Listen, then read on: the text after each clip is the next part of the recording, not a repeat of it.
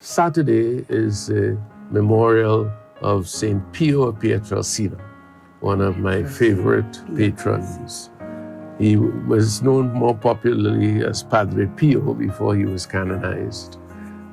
He died in 1968, having been born in the 1880s, but he died a very holy death. He had become quite famous as a holy man, a great confessor. The kind of person that you like to go to confession to if you find them. And that is, you don't even have to say your sins. Before you open your mouth, he's telling you what sins you have committed.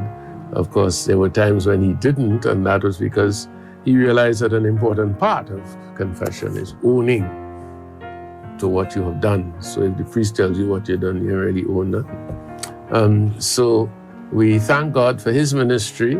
His ministry is important for a number of things, but what struck me this morning when I thought about it, here is this man, a monk, a Franciscan friar, living in a Franciscan conventual house with a few other friars, and yet drawing people from all over the world to him.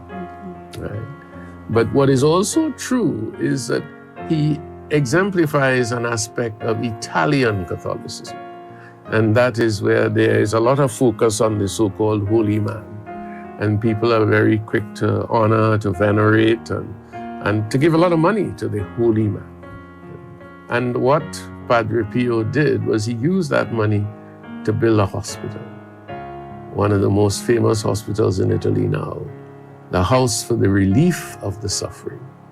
He himself is known as a stigmatist, and I mention that late, so to speak, because he carried in his body the wounds of Christ. One of the very few people for whom that is authentic. The church has seen it as really an act of communion with the crucified Christ. Did he get wrapped up in these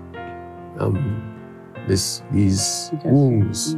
He get wrapped up in that so much that he was going around. No, he was busy with the hospital. He was busy building the hospital. He was busy doing a good work. So if you have faith, show me your good works. And with Padre Pio, the good works are there to be seen even to this day.